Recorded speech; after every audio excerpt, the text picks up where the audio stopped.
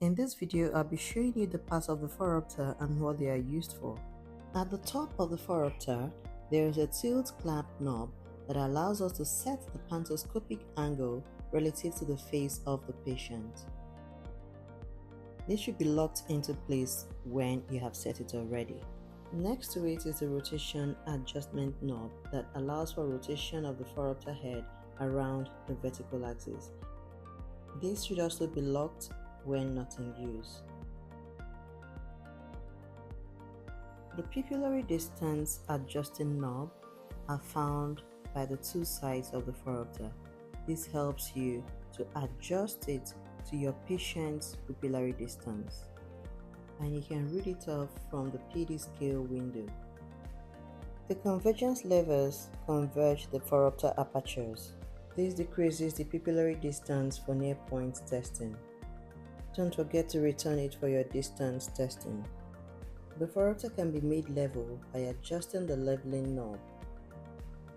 If you look closely, you would see how I'm adjusting the level of the Phoropter. I'm tilting it towards the left side now.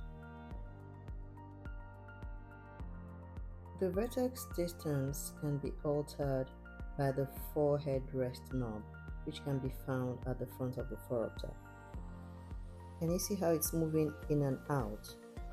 The auxiliary lens knob is also located here, and this contains a series of lenses that you may want to use depending on the test that you're performing.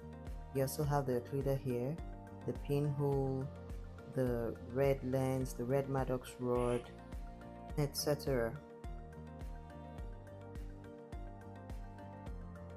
Rotating the outer portion of this knob would help you to increase the sphere powers by 3 diopter steps.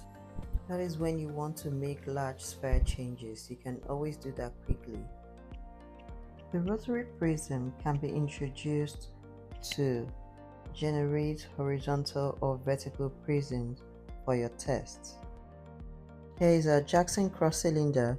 We use it to refine the power and the axis of the cylinder. The cylinder axis knob will change the axis of the cylinder in the aperture.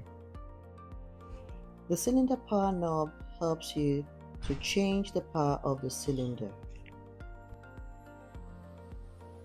At the side of the Phoropter is the weak sphere dial. This helps you to introduce plus and minus lenses in increments of 0.25 diopter steps.